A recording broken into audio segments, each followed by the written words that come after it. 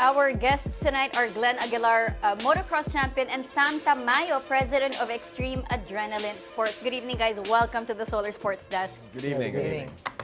Let's start with Glenn. I mean, when it comes to motocross, we always hear your name. It's always synonymous with the sport of motocross. What is it about this sport that I guess that you've pretty much embraced and it's become part of your lifestyle na rin? Maybe because it's in my blood. My dad used to race. That's why he exposed me as early as 4 years old in the track. So 4 years old? Yeah. What bike? What Yeah. were you using? That time it's called the mini trail. So Also, they have bikes that small for kids. it's for talaga? kids. Especially nowadays, we really do have 50cc for 9 years old and below, and then there's a 65, 85, and then Oh. the bigger CCs come. Okay, well, your dad obviously isn't one of the conventional parents who say, okay, motorcycles are dangerous, or Actually,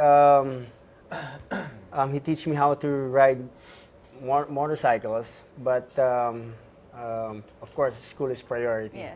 So I went to football, and then I went to basketball, and then he let me race when I was already 17 years old. Yeah, so Okay, that's- so you so still it's played little- regular sports. Yeah, regular sports. But I started late in motocross, 17, and then I won championships in 19.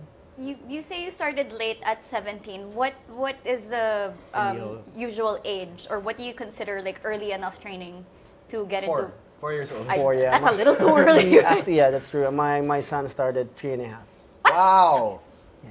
So you really have to basically, I guess, would you say it would be the same? Like, if you're teaching a kid a sport, it almost becomes second nature to them. Instead of trying to teach an adult a new sport, it's like the concept, the brain starts to be, makes it a little bit more difficult because it's not a normal thing that they motorally would do.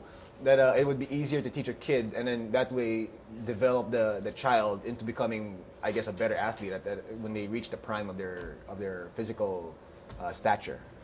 But it's more easier for us, like me. I'm a Yeah. dad, and I want to train him. It's more easy to start them so young. So they will do not the bad habits of proper posture. Yeah. How to gas. Yeah. All right. Okay. Well, Sam, you're the president of Extreme Adrenaline Sports. What exactly is this organization? We organize motocross events. So we're in a motocross series right now. And it's in Taytay Rizal in Club Manila East. Yeah. So we have our own racetrack. It's expensive to build a track because you're gonna buy soil. Yeah. So we had a property right there, and so we built a track. So anytime we can race. So motocross is popular in Visayas and Mindanao and even up north. Yeah. So we said, why don't we make it, again, popular in Manila? Although it's not really Manila, it's east of Manila. So that's what we're doing. So every weekend we have a race, and not just Sir Glenn Aguilar, but also the top riders from down south or even Visayas. They come over. They come up. Yes. So there was I think, I don't know if it's going to date me a little bit, but there was I believe a motocross track kind of near C5. I think where Tiendesitas is now. Do you guys do you remember this? Yeah, was those- We there? were young. Yeah. We were young We're back young then. You guys were Yeah. young. But I still remember it. Awesome. But Yeah. That's There what is, it is. yes. Yeah. I'm imagining the right thing. Yes. And when you see this in, like, you see there the bikes are flying and everything. When you watch a sport like this, it doesn't look like it's a safe sport to the regular Joe, to the regular person. It looks like, these bikes are flying, and how is it that of course the environment is still controlled. So how is it that the safety measures when it comes to this particular sport? These guys train like boxers. Yeah. You can see in the tan in the skin of Sir Glenn, and trains with triathletes, Yeah. and these guys lessens the risk because of hard training and practice. So you can ask him what's the kind of training he does. Yeah, actually, they said it's dangerous, but when you practice a lot, that's the time that you lessen the injuries. In all sports, we have injuries. Yeah. We have broken bones, but it's part of our sport. So that's why we have to do regular exercise, and as much as possible, always be on the bike and on the track to master everything. Okay, how do you expand your market though? Again, not a lot of parents would be thrilled to know that their children are into motocross. Or even just own a bike, or own a even own a motorcycle. motorcycle. That alone is already a hurdle to most people who want to get into motorsports. So how do you convince people that it is a safe environment? There are risks, but you can control the environment that you're in. Well, nowadays extreme sports or action sports, Yeah. it's pretty normal. Yeah. We don't really need to convince people. There's actually a lot of riders coming in a daily basis in the track in Club Manila East, and they want to try it. We're the ones who, hey, you have to wear these proper gears and uniforms and everything. They don't even mind. They would even go to the track without wearing all the proper gears. But we ask them, we educate them. Yeah. I don't think it's the fear factor or the dangerous thing that comes with the sport. Everything is dangerous nowadays, but the thrill is what they're looking for. Yeah, the the adrenaline, experience, the adrenaline. the rush. I think that's our generation today. Now, obviously, this sport, as we see, like you said, the popularity is coming back in terms of bringing it back to Manila. It's been popular in the South for a while now. But let's talk about the international scene. I mean, I've seen this a lot on ESPN. When you see the guys doing the Superman, doing the flips, doing all these kind of tricks that look just absolutely amazing. I mean, it's one of the best things that you can watch on television, and it's. But when it comes to that, are riders here capable of doing those kind of stunts, or is it specifically just a race? Basically, like me, I'm more into the race. Yeah. I do some kind of tricks when we do finish line jumps, but those guys who do backflips, they're crazy. They're really crazy. Yeah, I've been with friends who does that in the States, and actually we brought them here to do that. And they said it's really difficult, and then you need the foam pit. You have to have the facility. Okay. Okay, when it comes to expenses though, again, getting into the sport, the equipment, the gear, the bike itself, the bike alone is already, I'm assuming, expensive enough. Yes, that's why we need sponsors like to help, and of course, for a basic family to buy a motorcycle, it's 300,000. But there's used 100,000, but still, it goes six figures. A lot of sponsors are helping right now. That's why the sport is growing. Yeah. And we're happy that they're helping the community in motocross. You know, in the past couple of weeks, we've had a lot of, I guess, motorsports guests. Not just motorcycles, but also cars, circuit racing as well. And when you think about it, obviously you have the fans of car racing, you have the fans of motocross, you have the fans of I guess MotoGP, so, all these different factors, a man and machine, so to speak. But what differentiates the motocross fan? Because it seems like the fan base of the motocross guys, it's like they're really hardcore, like they're really rabid fans of motocross. What do you think about it? This is the one that draws them to it, the sport. Sam. I think motocross is maybe the godfather of extreme sports. And when you talk about racing, there are MotoGP riders that cross-train using motocross because this creates stamina. Okay. So motocross is like melting pot of other action sports and even other motorsports. Yeah. If I may argue that, because I meet a lot of people that are fans of motocross, but they are actually doing a different sport. So maybe because motorcycle flying in the air, everyone wants to fly. Yeah, it looks amazing. Yeah, It so really does. The thrill. The thrill. It's there. And I gotta say this. So Check. We were talking about this before, that the MotoGP guys, they look like they're about 100 pounds. Yeah. They're not very big, and they have to be pretty light to be able to go fast in those bikes in the circuit. But in motocross, you guys are almost like you need to be physically capable of handling that bike when you're flying in the air and when you're going around in those ramps and so on and so forth.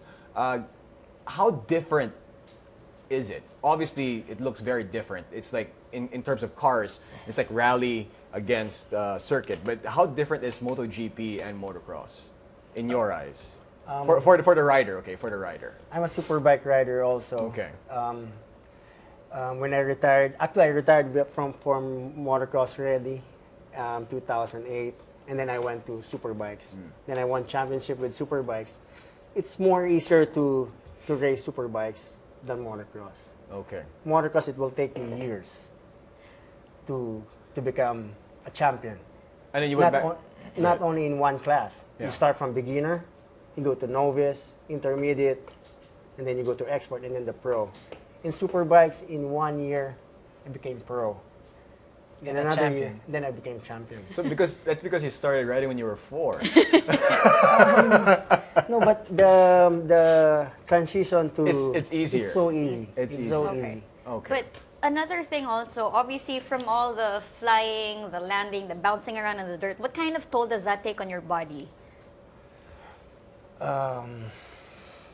Broken bones. Yeah, because almost every week we race, so we really hurt our body. So sometimes I wake up and we're really wasted already, and then you don't want to train because you're so tired. But motocross life is like that. So I have to ask you, with the weather that we have here, and because in the video we see a lot of of rain, a lot of mud, and so on and so forth. In circuit, when the conditions are like that, you stop. You can't race anymore on the track when it's soaking wet. In motocross, it looks like you guys will just go no matter what. Yeah. I mean, is that part of the toughness of the sport? It doesn't matter if it's raining. We're going out there and we're gonna race. yeah, it's rain or shine. No matter how. There's no excuses. That's awesome. That's awesome. It's really the And the hardcore. fans love it. Yeah. Even they're soaking in water, they're still Yeah, watching. They're still I there. bet. All right, more of our guests when we return, and we read replies to our Twitter topic of the night. This is the Solar Sports Desk. Keep it here. Yes. All right, let's talk about the US. You guys, you mentioned you played basketball a little bit. Yeah. Do you follow the UAP at all? I joined some series, the UA juniors, and then I went to Kaaku. Yeah, but I chose motocross after. Oh, motocross. So you really I'm a love- varsity player then, but I love motocross. So Wow. I gave up basketball. multi-talented. You can play all sports. Oh, that's awesome. But so if we were to ask you, who you think would win tomorrow in the finals between UST? LaSalle. LaSalle. LaSalle. Why LaSalle though? Why LaSalle? Because my son goes to us. Oh, there you go. Sam. That's simple. That's Sam. Maybe LaSalle. Yeah, just to make it even. Just to make it even. Just to let you guys, we all said LaSalle. So Yeah. I think if Jarek Teng is guesting on the show sometime soon, we know that we got it wrong. All right, but anyway, there's actually an event that you guys are going to be holding. And you want to Few days promote from as now? well. Yeah. Yes. It's our third round, October 13. It's the 2013 Phoenix Motocross Series. So this is a 5-leg series, and the big names of motocross, one of which is Mr. Of Glenn course. Aguilar and from Mindanao, Bornok Mangosong, and other riders. So it's like Luzon, Visayas, Mindanao fighting for that #1 spot. So the best of the Philippines will be there. So this is again in Barangay San Juan, Taytay, Rizal. Yes, in MMF. Okay, is there an entrance fee? No, it's for free. Oh, there you go. So it's for free, but in the provinces, sometimes people pay to watch the motocross Correct. events. Yes. Yeah. And here you guys are doing it for free. Why? Well, it's in the provinces. There's what they call it, grandstand. Okay. But for in our area here in Club Manila, we don't have it. So why? It's okay, and we're promoting the sport again here in Manila. To help it grow. Yes. Okay, let's go back to Glenn. Glenn, you were doing motocross for the longest time. You could have done anything you wanted. You could have been a basketball player for the UAAP. You could have been, you could have played other sports, but you chose motocross. You chose the bike, Yeah. and you won. You were very successful with motocross. You went to big bikes. You raced in the circuit. You won. Also, you got bored, and you decided to go back to motocross, and then you won again. Yeah. Uh, Continue the winning streak again. So I mean, what's it gonna take to beat you? I mean, it seems like you've won in everything that you've tried to you've had your hand in. No, after I retired, the promoter, when I was with Superbikes, they offered me to help the sport again. Yeah. Because I won Asian championships. So then after I retired, I saw the riders that it leveled up. Yeah. It didn't grow. So I went back for me to become the rabbit. So now they chase me, and They chase the sport is really. Some guys are beating me right now.